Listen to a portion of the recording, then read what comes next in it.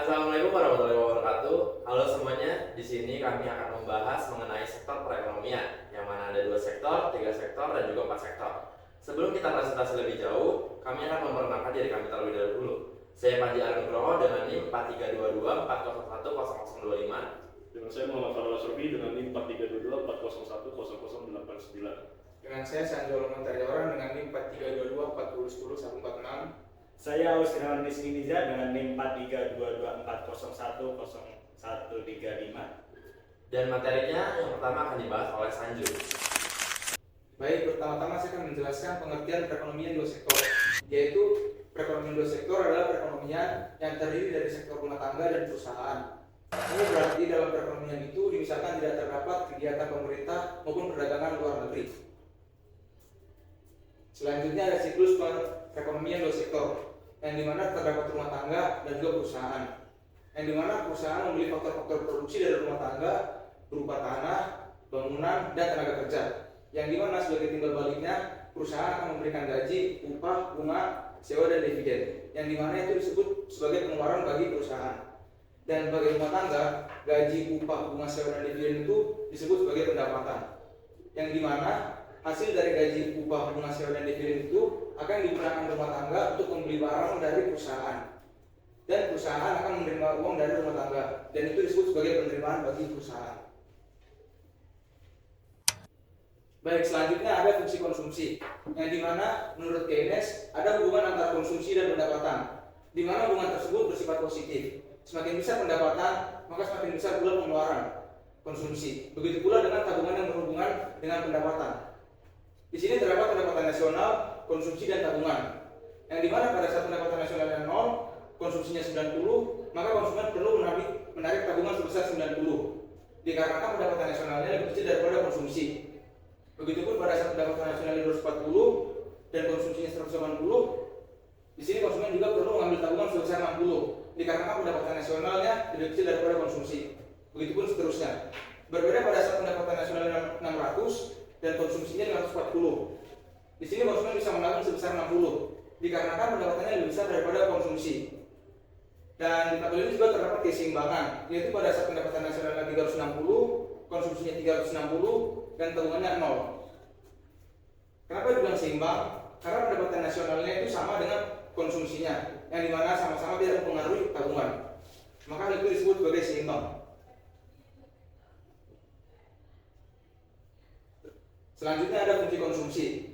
Adalah suatu kurva yang menggambarkan sifat hubungan di antara tingkat konsumsi rumah tangga dalam perekonomian dengan pendapatan nasional atau pendapatan disposable perekonomian tersebut.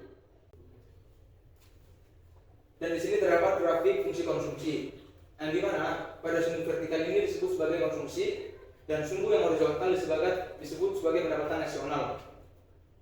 Dan di sini terdapat 2 garis. Yang pertama garis Y atau garis pendapatan, dan garis C yaitu garis konsumsi.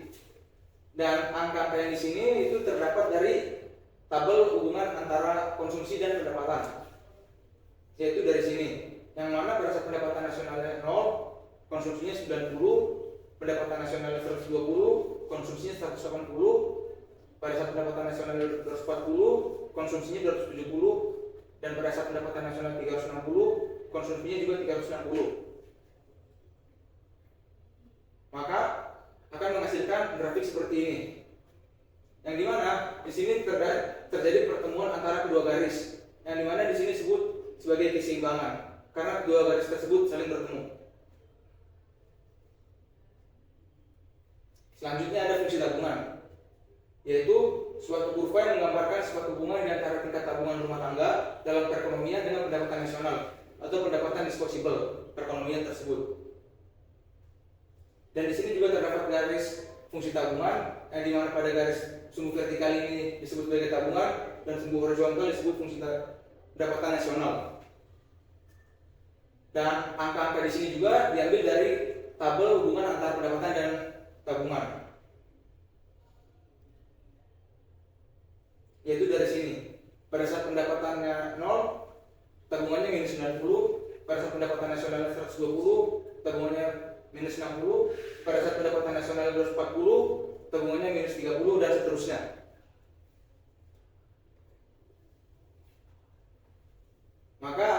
menjadikan grafik yang seperti ini.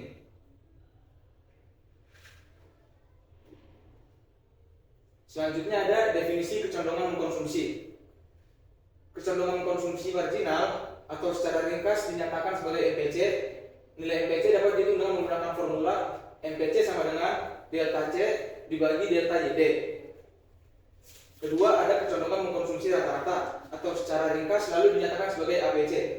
Dapat didefinisikan sebagai perbandingan di antara tingkat konsumsi atau C dengan tingkat pendapatan disposable ketika konsumsi tersebut dilakukan atau Y. Nilai ABC dapat dihitung dengan menggunakan formula ABC sama dengan C dibagi YD. Selanjutnya ada definisi kecondongan menabung.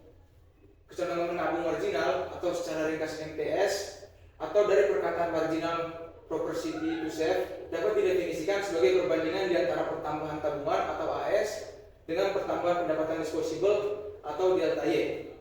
Nilai MPS dapat dihitung dengan menggunakan formula MPS sama dengan delta S dibagi delta YD.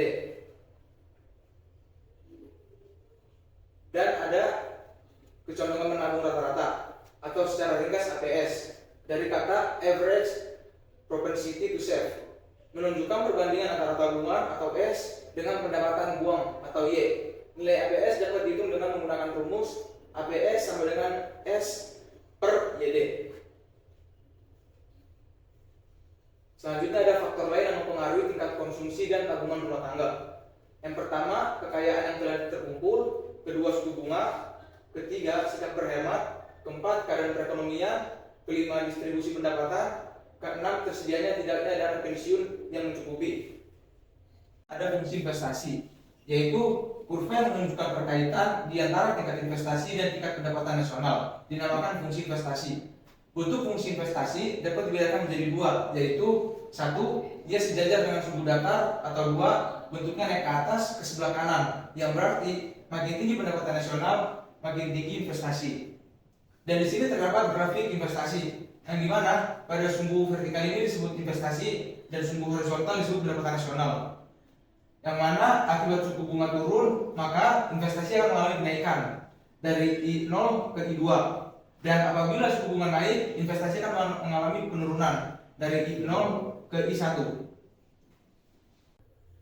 Selanjutnya saya akan menjelaskan perekonomian tiga sektor, yaitu perekonomian tiga sektor atau perekonomian tertutup adalah perekonomian yang terdiri dari sektor-sektor rumah tangga, perusahaan dan pemerintah. Campur tangan pemerintah dalam perekonomian menimbulkan dua perubahan penting dalam proses penentuan keseimbangan pendapatan nasional, yaitu satu, pungutan pajak yang dilakukan pemerintah akan mengurangi pengeluaran agregat melalui pengurangan terhadap konsumsi rumah tangga, tapi sebaliknya dua, pajak memungkinkan pemerintah melakukan perbelanjaan dan ini akan menaikkan perbelanjaan agregat. Perubahan-perubahan ini penting pengaruhnya kepada penentuan keseimbangan pendapatan nasional, yaitu berdasarkan sistem pengukutan pajak itu dibagi menjadi dua, yaitu pajak secara langsung dan pajak tidak langsung. Pajak langsung adalah pajak yang harus dibayar sendiri oleh wajib pajak dan tidak dapat dilimpahkan kepada pihak lain atau orang lain. Contoh pajak penghasilan. Yaitu kedua itu pajak tidak langsung, pajak yang membayarkan bisa dilimpahkan kepada pihak lain. Contoh pajak pertambahan nilai PPN. Nah, tarif pajak itu dibagi menjadi tiga, yaitu tarif pajak secara regresif dan pajak proporsional dan pajak progresif. Nah, pajak regresif yaitu tarif pajak dengan menggunakan persentase yang menurun dengan semakin besarnya jumlah yang digunakan sebagai besar pengenaan pajak. Pajak proporsional tarif pemungutan pajak dengan menggunakan persentase yang tetap. Berapapun jumlah yang digunakan sebagai dasar pengenaan pajak. Pajak progresif tarif pajak dengan persentase yang semakin naik dengan semakin besarnya jumlah yang dikenakan pajak. Nah, multiplier dalam perekonomian tiga sektor itu ada dua, yaitu dalam perekonomian tiga sektor perubahan perbelanjaan agregat bukan saja diakibatkan oleh perubahan dalam investasi tetapi juga oleh pajak dan pengeluaran pemerintah. Besarnya nilai multiplier dan perubahan berbagai faktor tersebut terdiri dari 3 jenis multiplier, yaitu multiplier investasi, pengeluaran pemerintah, dan pajak. Nah, di sini ada grafik nih. Penentuan pengeluaran pemerintah, satu itu proyeksi jumlah pajak yang diterima, dua itu tujuan-tujuan ekonomi yang ingin dicapai, tiga pertimbangan politik dan keamanan. Nah, dari tabel ini, fungsi pengeluaran pemerintah sejajar dengan sumbu data di mana sebesarnya pengeluaran pemerintah tidak tergantung pendapatan nasional pembelajaran otonomi. Ini tabel pengeluaran dia sumbunya sejajar dengan D1 dan B2. Di sini ada siklus perekonomian 3 faktor, yaitu ada 3: perusahaan, pemerintah, dan rumah tangga. Perusahaan membeli di faktor produksi dari rumah tangga berupa gedung, tanah, dan tenaga kerja, sehingga si perusahaan membeli imbal balik kepada rumah tangga berupa gaji, upah, bunga, sewa, dan dividen. Ini yang dinamakan pengeluaran perusahaan. Kemudian rumah tangga hasil dari gaji, upah, bunga, sewa, dan dividen dia untuk membeli barang dan jasa dari perusahaan. Kemudian pemerintah mendapatkan 2 hasil dari perusahaan dan rumah tangga berupa pajak. Nah, kemudian sama pemerintah, pajak itu digunakan untuk menggaji, bunga, atau transfer atau subsidi kepada rumah tangga untuk karyawan dan pegawainya. Sedangkan si pemerintah membeli barang dan jasa dari perusahaan. Nah, ciri-ciri pokok aliran dan pendapatan dan pengeluaran pada perekonomian tertutup adalah sebagai berikut. Pembayaran yang dilakukan oleh sektor perusahaan dapat dibedakan menjadi 2 jenis, yaitu pembayaran yang dilakukan kepada sektor rumah tangga sebagai balas jasa kepada faktor-faktor produksi yang digunakannya, dan pembayaran pajak pendapatan perusahaan dan pajak-pajak lainnya kepada pemerintah. Pendapatan yang diterima oleh sektor rumah tangga berasal dari 2 sumber, dari pembayaran gaji dan upah, sewa, bunga, dan untuk oleh sektor perusahaan, dan dari pembayaran gaji dan upah oleh sektor pemerintah. Pemerintah menerima pendapatan berupa pajak dari sektor perusahaan dan sektor rumah tangga. Pendapatannya tersebut akan digunakan untuk membayar gaji dan upah pegawai dan untuk membeli barang dan jasa yang diproduksi oleh sektor perusahaan. Pendapatan yang diterima sektor rumah tangga akan digunakan untuk memenuhi 3 kebutuhan: membayar atau membiayai pengeluaran konsumsi, disimpan sebagai tabungan, dan membayar pajak pendapatan rumah tangga. Nah, selanjutnya di sini saya akan membahas mengenai ekonomi 4 sektor. Namun sebelum kita membahas lebih dalam mengenai ekonomi 4 sektor, kita harus tahu nih apa sih ekonomi 4 sektor itu. Jadi teman-teman, perekonomian 4 sektor atau perekonomian terbuka adalah suatu sistem ekonomi yang melakukan kegiatan ekspor dan juga impor dengan negara-negara lain yang ada di dunia ini. Nah, dalam perekonomian terbuka ini, sektor-sektor ekonominya dibagi menjadi 4 golongan, yaitu yang pertama rumah tangga, kemudian perusahaan, kemudian pemerintah, dan yang terakhir adalah luar negeri. Nah, selanjutnya di sini ada siklus perekonomian 4 sektor atau siklus perekonomian terbuka. Jadi di sini sebenarnya teman-teman masih sama dengan siklus perekonomian 2 sektor dan juga 3 sektor. Namun yang membedakan di sini ada internasional atau luar negeri. Jadi seperti yang dijelaskan tadi, jadi perusahaan membeli faktor produksi dari rumah tangga, yang mana akhirnya perusahaan membeli feedback, yaitu gaji, upah, bunga, sewa, dividen. Dan akhirnya hasil dari itu digunakan untuk membeli barang dan jasa dari perusahaan. Dan di sini peran pemerintah yaitu menerima pendapatan dari pajak, yaitu dari rumah tangga dan juga perusahaan. Nah, kemudian pemerintah memberi timbal balik untuk rumah tangga, yaitu gaji, bunga, transfer ataupun subsidi. Sedangkan pemerintah ke perusahaan pajaknya digunakan untuk membeli barang dan jasa. Kemudian di sini rumah tangga membayar impor untuk kebutuhan konsumsinya ke internasional. Sedangkan perusahaan itu melakukan ekspor ke internasional untuk mendapatkan pendapatan. Nah, dibandingkan dengan ekonomi 3 sektor, aliran pusingan pendapatan dalam perekonomian terbuka ini meliputi 2 aliran pendapatan ataupun pengeluaran tambahan, yaitu ekspor dan impor. Di sini ekspor adalah suntikan ke dalam aliran pendapatan, sedangkan impor adalah aliran bocoran. Nah, dengan adanya tambahan suntikan dan bocoran itu di dalam aliran pusingan pendapatan, maka ada ciri pengeluaran agregat dalam ekonomi terbuka, yaitu berbeda dengan 2 sektor dan juga 3 sektor. Oleh karena itu syaratnya pun bakal berbeda, yaitu syarat keseimbangan pendapatan nasional dalam perekonomian terbuka adalah yang pertama Y sama dengan C ditambah I ditambah G ditambah dalam kurung ekspor dikurang impor. Dan yang kedua yaitu I ditambah G ditambah X sama dengan S ditambah T ditambah M. Nah, dalam analisis keseimbangan pendapatan nasional dalam perekonomian terbuka, diandaikan ekspor merupakan pengeluaran otonomi, yaitu ia itu tidak ditentukan oleh pendapatan nasional. Jadi ekspor itu paling utama ditentukan oleh harga relatif barang dalam negeri yang ada di pasaran luar negeri. Nah, kemampuan barang dalam negeri ini digunakan untuk bersaing di pasaran dunia, dan cita rasanya penduduk di negara-negara lain terhadap barang yang diproduksikan suatu negara. Nah, berbeda dengan ciri ekspor, kalau impor itu sesuatu negara dipengaruhi oleh tingkat pendapatan masyarakat. Nah, jadi semakin tinggi pendapatan, maka semakin banyak juga impor yang akan dilakukan. Menyesuaikan dengan sifat ini dalam analisis keseimbangan pendapatan nasional, dalam perekonomian terbuka dimisalkan impor itu dipengaruhi oleh tingkat pendapatan nasional. Nah, oleh karena itu formulanya selalu dinyatakan M sama dengan MY atau M sama dengan MO ditambah MY, di mana M itu proporsi impor yang dinyatakan sebagai rasio di antara impor dan pendapatan nasional, dan MO adalah impor otonomi, yaitu tidak ditentukan oleh pendapatan nasional. Nah, selanjutnya dalam menerangkan mengenai keseimbangan pendapatan nasional dalam pendekatan perekonomian terbuka, secara contoh angka itu tidak perlu digunakan lagi, karena di sini menggunakan secara algebra atau aljabar dan secara gambar grafik. Misalnya itu seperti ini. Yang pertama itu C ditambah A ditambah B, Y, D, dan seterusnya. Jadi itu ada istilahnya masing-masing teman-teman, nggak digunakan angka-angka lagi. Nah, dalam perekonomian terbuka, multipliernya itu akan selalu lebih kecil daripada multiplier dalam ekonomi 3 sektor. Nah, perbedaan itu disebabkan karena dalam analisisnya mengenai keseimbangan dalam perekonomian terbuka dimisalkan impor adalah proporsional dengan pendapatan nasional. Dan berarti dengan adanya impor tingkat bocoran semakin besar dan mengurangi tingkat pertambahan pengeluaran agregat. Nah, karena itu multiplier menjadi semakin kecil apabila dibandingkan dengan multiplier dalam perekonomian tertentu. Kemudian kita akan lanjut kepada fungsi ekspor. Fungsi ekspor sendiri yaitu suatu garis atau kurva yang menunjukkan hubungan di antara ekspor dan pendapatan nasional.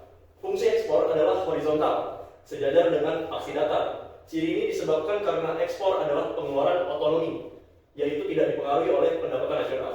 Nah, jika kita melihat pada grafik gambar di atas menunjukkan fungsi ekspor.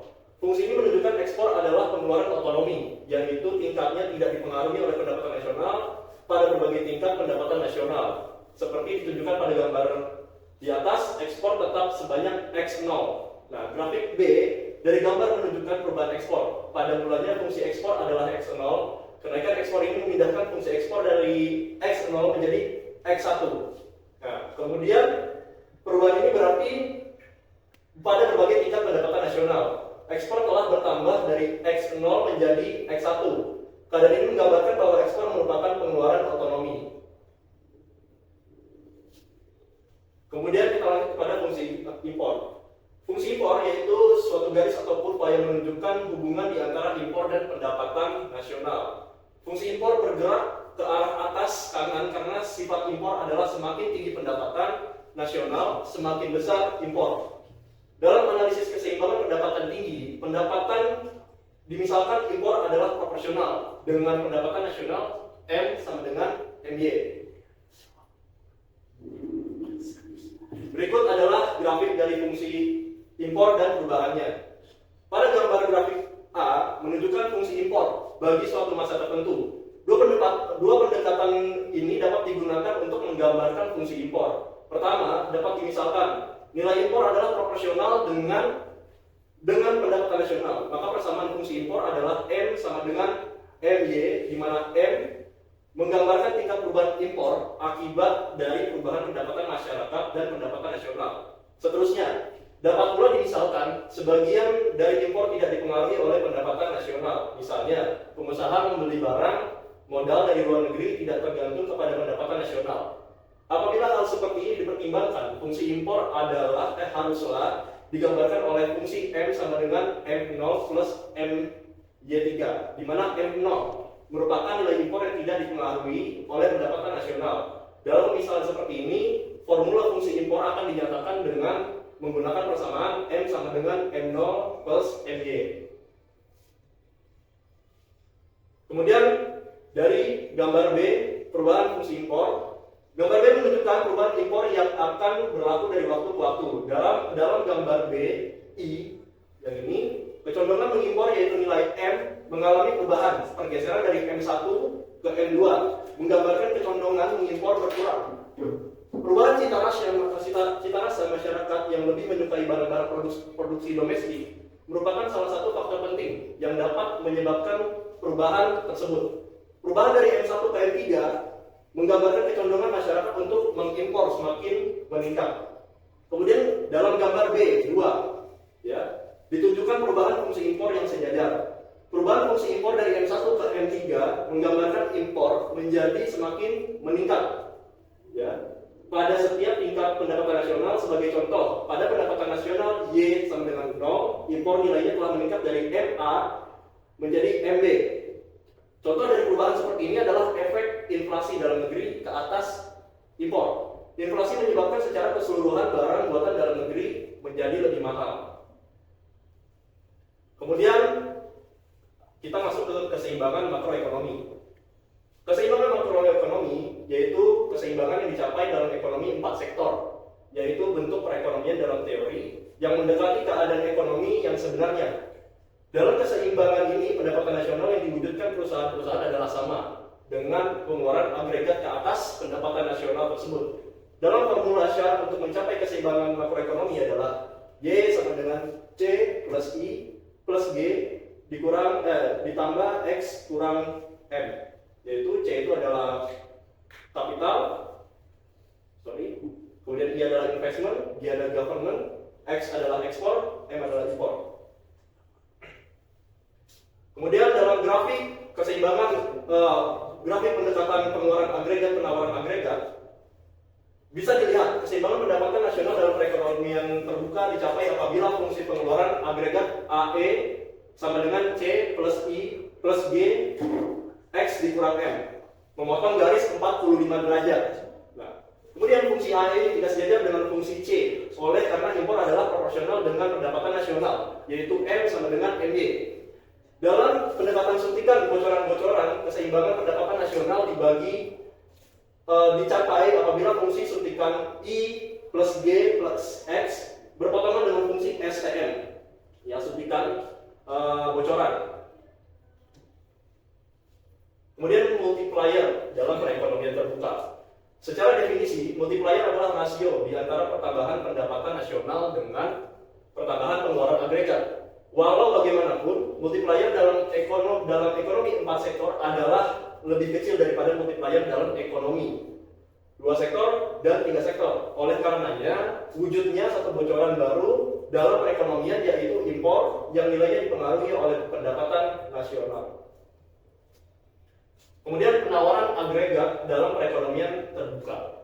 Penawaran barang-barang yang dinyatakan dalam nilai uang yang terdapat dalam suatu perekonomian yang melakukan perdagangan luar negeri. Penawaran agregat ini meliputi nilai barang-barang yang dihasilkan di dalam negeri dan barang-barang yang diimpor. Itu adalah terminologi dari penawaran agregat dalam perekonomian terbuka.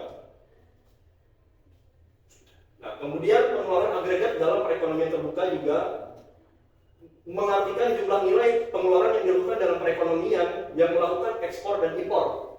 Pengeluaran agregat ini dibedakan kepada 4 komponen, yaitu pengeluaran isi rumah, investasi swasta, pengeluaran pemerintah dan ekspor. Itu saja. Walau bagaimanapun pada setiap pengeluaran ini terliputi barang impor. Misalnya kereta proton saga yang dihasilkan dalam negeri mengandungi barang impor. Oleh karena itu, barang impor bukan keluaran dalam negeri. Nilainya perlu ditolak. Oleh karena itu, dalam perekonomian terbuka, pengeluaran agregat selalu dinyatakan dengan persamaan berikut, yaitu AE sama dengan C plus I plus G X kurang M. Berikut adalah referensi yang kita pakai dalam membuat materi presentasi ini. Sekian presentasi dari kami. Semoga ilmunya bermanfaat dan kurang lebihnya mohon maaf. Terima kasih.